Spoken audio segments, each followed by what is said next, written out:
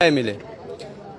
मनीषा जो मेरी भांजी थी डाणी लक्ष्मण से, वो किड्स प्ले स्कूल है सिंगानी के अंदर, वहाँ पार्ट टाइम जॉब करती थी। वहाँ से वो 11 तारीख को 1:58 पे बाहर आती है और वो आइडियल स्कूल और कॉलेज दोनों चीज़ें हैं, उसमें बीएससी के लिए वो एडमिशन के लिए जाती हैं, फॉर्म अप्लाई करने के लिए। वहाँ लगभग ये बात घटना है 2:15 बजे की। उसके बाद उस लड़की का कोई अता पता नहीं। 6 बज के शाम को 26 मिनट पे संजय जी के पास, जो मेरा जीजाजी है, लड़की का फादर है, उसके पास रिंग आती है।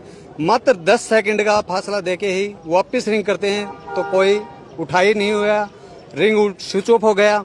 उसके बाद जैसे ही संजय जी को पता चलता है कि बच्ची मुसीबत में है, वो बस पकड़ के लुवारू से सिंगानी आते हैं। लुवारू वो पार्ट टाइम जॉब करते हैं और वहाँ आने के बाद 112 पे कॉल करते हैं। 112 पे कॉल करते हैं।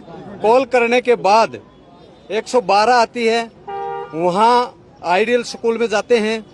वहाँ जाने के बाद जब उनको बोला जाता है कि भैया आप सीसीटीवी दिखाओ, फुटेज दिखाओ, यहाँ लड़की आई है क्या, उन्होंने मना कर दिया, कोई लड़की आई नहीं है यहाँ और यहाँ स्टाफ भी नहीं है।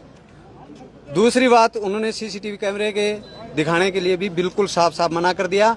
और जो 112 में जो मुलाजिम थे, उन्होंने उनसे, कॉलेज वालों से हाथ मिला के और बात करके वापस आ गए। संजय जी को वापस सिंगानी गांव में छोड़ दिया जाता है और 112 से जो मुलाजिम थे वो कहते हैं कि आप थाने जाओ लुहारू, वहाँ FIR कराओ। संजय जी वहाँ से आते हैं, FIR के लिए जाते हैं, FIR नहीं होती।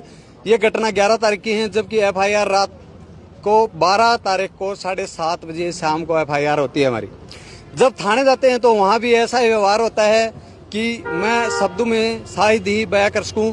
उन्होंने कहा कि आपकी लड़की कहीं पिकनिक मनाने गई होगी, किसी के साथ गई होगी, जबकि हमारी जो भांजी है वो पूरे गांव में और सब में ऐसी शरीफ लड़की थी, कोई ऐसा नहीं था। उसके बावजूद हमने वहाँ फोन वगैरह करा के वो FIR लास्ट में लॉन्च करवाई।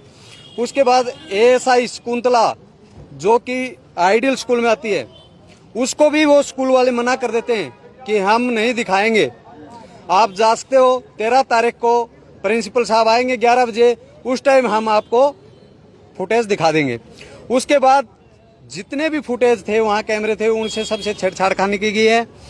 12 तारीख की ये घटना घटने के बाद 13 को सुबह शकुंतला मैडम का ही फोन आता है कि सिंगानी में एक डेड बॉडी मिली है। जब हम वहाँ जाके देखते हैं तो चेहरा जला हुआ था, कुछ भी नहीं था। ऐसी बुरी तरह से निंदनीय घटना थी और वहाँ डेड बॉडी की हमने शिनाख्त की। उसके बाद पूरा प्रशासन आता है, लुहारू का SDM भी आता है, डिप्टी भी आते हैं। उन्होंने आश्वासन दिया था कि 24 घंटे के अंदर हम मुजरिमों को गिरफ्तार करेंगे।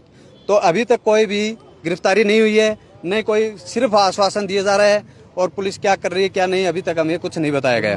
प्रशासन कोऑपरेट नहीं कर रही। कोऑपरेट करती समय पर तो अगर समय पर पुलिस कोऑपरेट करती तो मैं दावे के साथ कहता हूँ मनीषा आज हमारे बीच में होती और उन दरिंदों को पकड़ा जाता। तो SP साहब आए, क्या आश्वासन मिला, क्या SP साहब ये बोल के गए कि हम कार्रवाई कर रहे हैं, लेकिन कार्रवाई कहाँ तक है और इसके अलावा कुछ नहीं किया। तो क्या जो SHO है उनकी जांच से संतुष्ट हैं या किसी और अधिकारी को चाहते हैं? अधिकारी को दी हुई हैं और हम तो संतुष्ट उसी टाइम होंगे जब हमारे सामने मुलजिम पेश होंगे, तब तक कोई संतुष्टि नहीं है। और हमारी मांग यही है, 112 का जो भी जाब्ता उस टाइम था उसको सस्पेंड किया जाए, लुहारू थाने को सस्पेंड किया जाए और जो भी मुलजिम है उनको जल्द से जल्द गिरफ्तार किया जाए। तब हम अंतिम संस्कार करेंगे हमारी बच्ची का, तब तक नहीं करेंगे। धन्यवाद।